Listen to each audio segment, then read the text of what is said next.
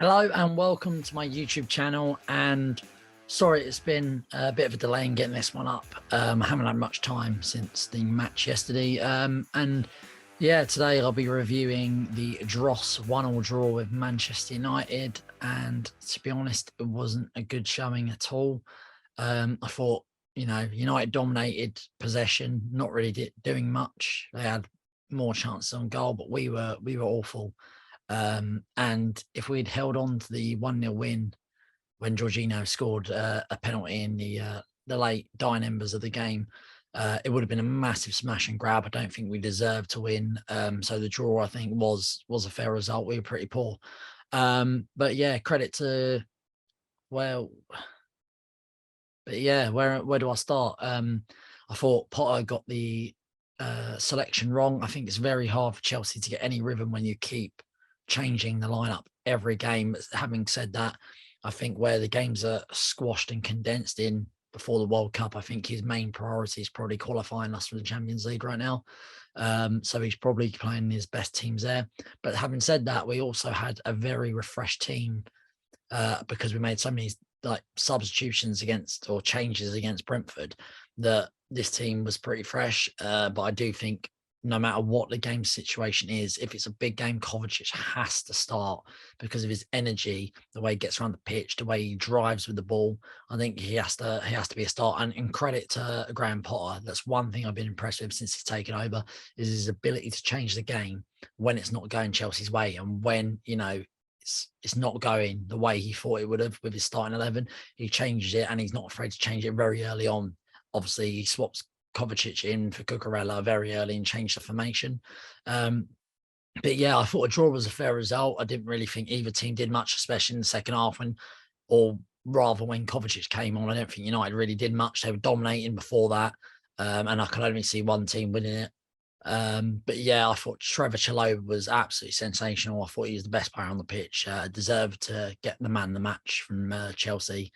And I just thought he was brilliant. He was different class. I thought Jorginho, although okay on the ball, I thought he was defensively worrying. I feel like we miss a defensive midfielder, like a bit of a Makelele or a John Mikel or someone who's going to shore up the defence, because there was a scenario. There's been countless times when I've seen Jorginho point at a player who's just ran off of him rather than follow him, and then it pulls one of our centre backs out, and then it creates a massive gap in the middle. And I also think that Chelsea are crying out for a goal, and either a goal, well, probably both, either a goal scoring midfielder or one that's just really creative and is going to create stuff out of nothing. Because at the moment we don't have anything. We don't really create that much. When we need a bit of a spark, like a Juan Mata or an Eden Hazard. I know they're players that don't come along very often, but we need those sort of players. I thought we sat off United in the first 35, 40 minutes before Kovacic came on, and to me, you need to get in United's face. If you sit off them, they're going to do some damage. And yeah, it's another set of drop points in a game where we've played Tottenham and United both at home out of the big six, and they're two teams that I'd be looking to beat at Stamford Bridge, and we've drawn both of them. Tottenham we played well, but Manchester United we didn't, and we haven't beaten United in so long that it's kind of becoming a bit of a joke. It could be a bit of a struggle after not picking up the win against Brentford. And because I feel like with us drawing at Brentford, we needed to win.